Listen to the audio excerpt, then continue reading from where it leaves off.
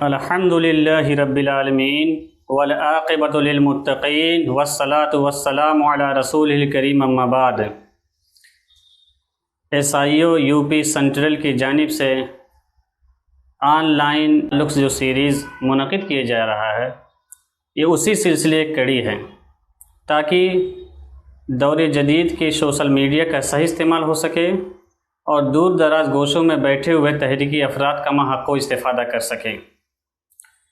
میرے عزیز بھائیوں، آج جس عنوان کے تحت میں آپ کے سامنے کچھ کہنا چاہتا ہوں وہ ہے تزکیہ نفس فرد کا ارتقاء، یعنی فرد کے ارتقاء میں، اس کی ڈیولپمنٹ میں تزکیہ نفس کا کیا رول ہے۔ قبل اس کے کہ اس پر تفصیل سے گفتگو کی جائے، تزکیہ نفس کا مطلب کیا ہے، اس کا جان لینا بہت ضروری ہے۔ تزکیہ نفس کا مطلب یہ ہے کہ انسان کے روح کے اندر جو غلط قسم کی آلائشیں خرافات آ گیا ہے، ان آلائشوں کو نکال کر اس کو صحت مند خطوط پہ لگانا۔ وہ آلائشیں چاہے بغض کی شکل میں ہو، حسد کی شکل میں ہو، فحش امور کی شکل میں ہو، کینہ کی شکل میں ہو، حسد کی شکل میں ہو، دشمنی کی شکل میں ہو، قمار بازی کی شکل میں ہو، قحبہ پرستی کی شکل میں ہو، یا کسی اور شکل میں ہو۔ یہ بے مسلمہ حقیقت ہے کہ اللہ تعالیٰ نے نفس کے اندر بھلا اور برا دونوں امر کو ودیت فرما دی، لیکن سوال یہ پیدا ہوتا ہے کہ اس تزکیہ نفس کے پاک کرنے کے لیے اللہ تعالیٰ نے کتنے امور اور کتنی ہدایت اور کیا کیا احکامات رکھ دی، اس کا جاننا بہت ضروری ہے۔ اللہ تعالیٰ کا ارشاد ہے قد افلح من تزکا، اور دوسری جہاں پر اللہ تعالیٰ کا ارشاد ہے قد افلح من زکاہا، یعنی وہ کامیاب ہو گیا جس نے اپنے نفس کا تزکیہ کر لیا، یعنی اپنے نفس کے اندر جو حالات کی وجہ سے اور ماحول کی وجہ سے معاشرے کی، سماج کی جو برائیاں اس کے اندر سے طریقے اس طرح پر داخل ہو جاتی، اس کو نکالا کیسے جائے۔ اللہ تعالیٰ کا ارشاد ہے افرأیت من اتخذ الہہ ہواہ، کیا تم نے دیکھا نہیں کہ جس نے اپنے خواہشات نفس کو اپنا معبود بنا رکھا ہے۔ یاد رکھیے نبی مکرم صلی اللہ علیہ وسلم نے فرمایا ہے کہ تم میں وہ شخص مکمل طور سے مومن نہیں ہو سکتا جب تک کہ وہ اپنے خواہشات نفس کو اسلام کے تابع نہ کر دے، تبع لما جئت بہ، یعنی نبی مکرم صلی اللہ علیہ وسلم نے فرمایا ہے تم میں سے وہ شخص مومن نہیں ہو سکتا ہے جب تک کہ اس کا خواہش نفس اس چیز کے تابع نہ ہو جائے جسے میں لے کر آیا، یعنی دین اور جس شریعت کے تابع نہ ہو جائے۔ میرے عزیز دوستوں اور بھائیوں، یہ تزکیہ نفس جب پروان چڑھتا ہے، جب فرد کے اندر نافذ ہو جاتا ہے، جب فرد کے اندر داخل ہو جاتا ہے، تو اس کے اندر بے شمار اثرات مرتب کرتا ہے، بہت بے شمار امپیکٹس پڑتے ہیں۔ اس میں سے چند چیزوں کا تذکرہ آپ کے سامنے کرنا چاہتا ہوں۔ نمبر 1، احساس ذمہ داری۔ احساس ذمہ داری ہے کیا؟ احساس ذمہ داری یہ ہے کہ اللہ تعالیٰ نے جو احکام، جو قوانین ہمارے اوپر فرض کیے ہیں، اس قوانین کی نہایت ہی دیانت کے ساتھ، احساس ذمہ داری کے ساتھ ادا کرنا، چاہے وہ فیملی ذمہ داری ہو، چاہے وہ دوستوں کے حقوق و فرائض ہو، چاہے ماں باپ کے حقوق و فرائض ہو، چاہے عبادات کے تعلق سے کوئی بات ہو، یا ایک بہت بڑی ذمہ داری جو ہمارے اوپر ڈالی گئی ہے وہ ہے امر بالمعروف و نہی عن المنکر۔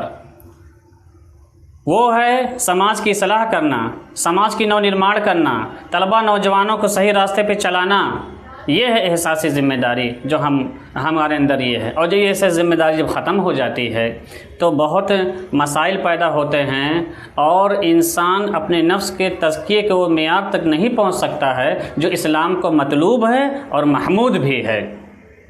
احساس ذمہ داری کے حوالے سے ایک واقعہ آپ کے سامنے تذکرہ ذکر دینا چاہتا ہوں۔ وہ یہ ہے کہ حضرت عمر رضی اللہ کے زمانے میں حضرت عمر پیٹرولنگ کے لیے نکلتے ہیں تو دیکھتے ہیں ایک گھر پہ ایک ماں اور بیٹی میں جھگڑا ہو رہا۔ ماں کہتی بیٹی جا دودھ میں پانی ملاؤ، بیٹی کہتی ہے نہیں۔ پھر ماں بار بار اصرار کرتی ہے، لیکن بیٹی یہ کہتے ہوئے ماں کو خاموش کرنے کی کوشش کرتی ہے کہ عمر نہیں دیکھ رہا، نہ دیکھے، لیکن اللہ تعالیٰ کو دیکھ رہا ہے۔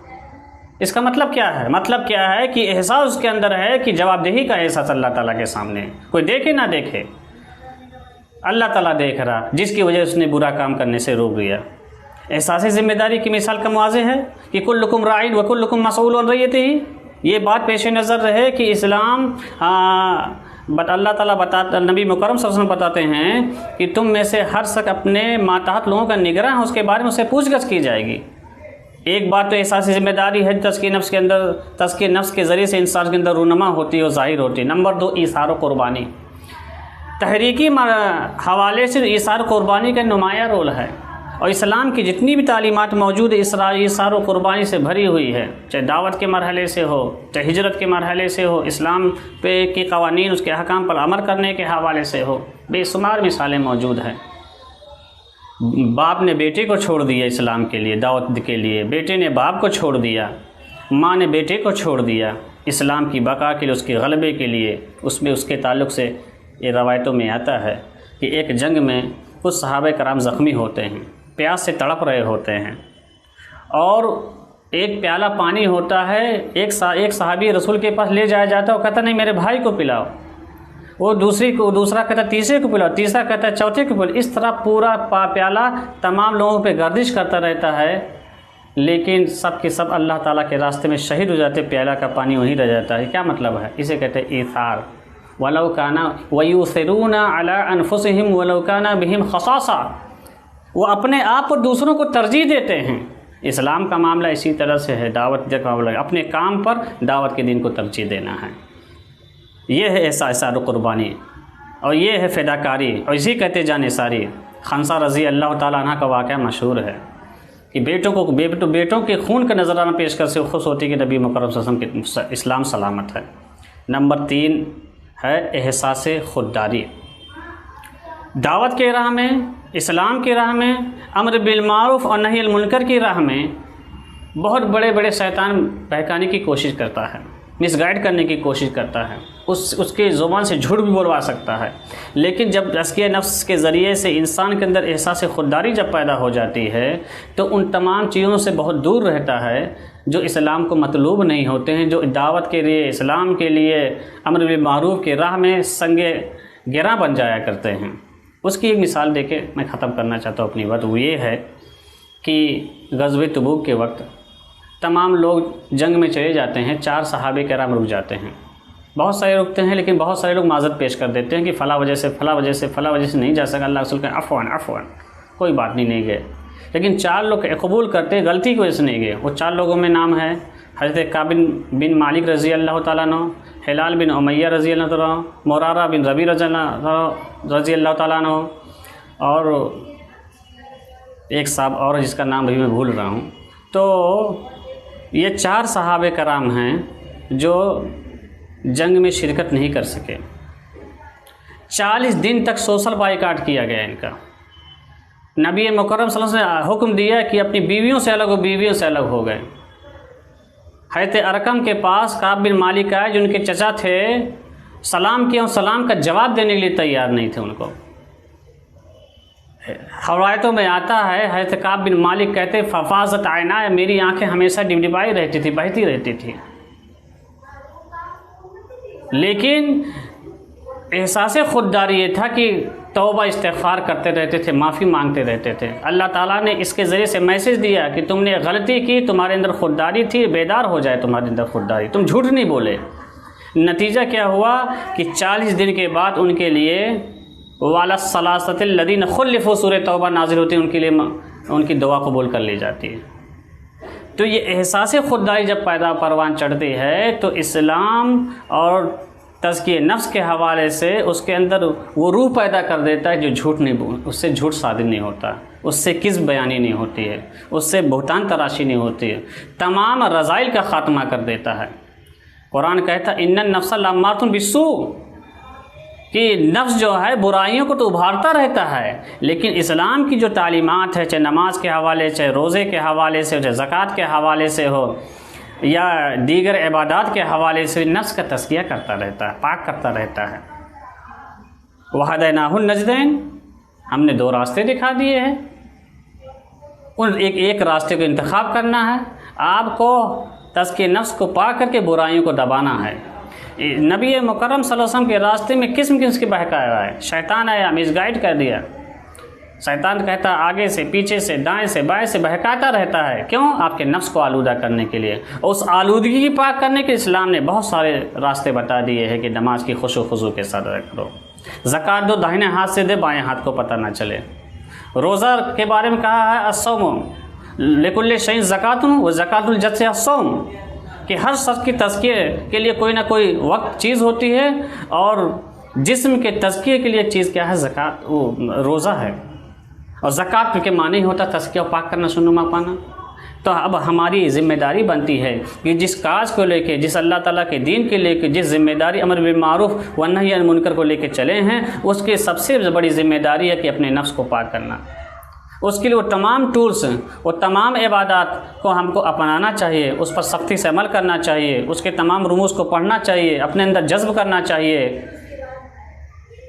تاکہ تزکیہ نفس کے اس اعلیٰ معیار کو پہنچ سکے جو ایک داعی کے لیے ضروری ہوتا ہے، جو ایک سچے مومن کے لیے ضروری ہے، جو ایک اسلام پسند کے لیے ضروری ہے۔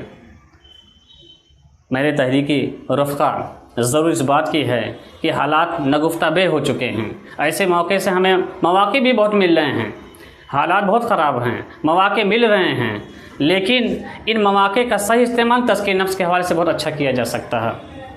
وہ کیا ہے؟ عبادات کو اپنے پختہ کیجیے، اپنے معاملات کو پختہ کیجیے۔ حالات جب نگفتہ بے ہوتے ہیں، دعوت کے لیے اور اسلام کی تشہیر، اس کی تعمیر کے لیے، سماج کے نو نرمان کے لیے مواقع بڑے وسیع ہوتے ہیں۔ مکہ کے سرزمین بہت مشکل سرزمین تھی، لیکن نبی مکرم صلی اللہ علیہ وسلم اپنے صحابہ کے نفوس کی تزکیہ انہی حالات میں کی ہے۔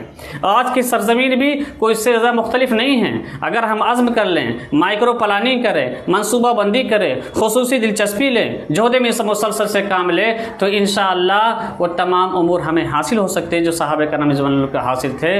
شرط یہ ہے کہ عزم ہو، ارادہ ہو، محکم ارادہ ہو، عزم مصمم ہو، اور حوصلہ ہو، مائکرو پلاننگ ہو، اس کا احتساب و جائزہ اپنے امور کا، تب اس کے اندر حسن پیدا ہو سکتا ہے۔ اللہ تعالیٰ سے دعا الہ العالمین ہمیں اس بات کی توفیق دے کہ ہم جس کام کو لے کے اٹھے ہیں اس کام کو تو اس میں برکت عطا فرما۔ الہ العالمین امر بالمعروف و نہی عن المنکر کا کام ایک مشکل ترین کام ضرور ہے، لیکن چونکہ اس میں تیری خوشی اور تیری رضا جب شامل ہوتی ہے تو تمام مشکلات کے راستے کو تو آسان فرما دیتا ہے۔ الہ العالمین تو ہماری چھوٹی بڑی ساری کمزوریوں کو دور کر کے ہمیں ایک سچا اور صحت مند داعی بنائیں۔ الہ العالمین تو ہماری چھوٹی بڑی ساری کوششوں کو قبول کر لے تاکہ دنیا میں بھی ہم سرخرو ہوں اور آخرت میں بھی فوز و فلاح سے ہمکنار ہو۔ اقول قولی ھذا استغفر اللہ لی ولکم اجمعین واستغفروہ انہ هو الغفور الرحیم۔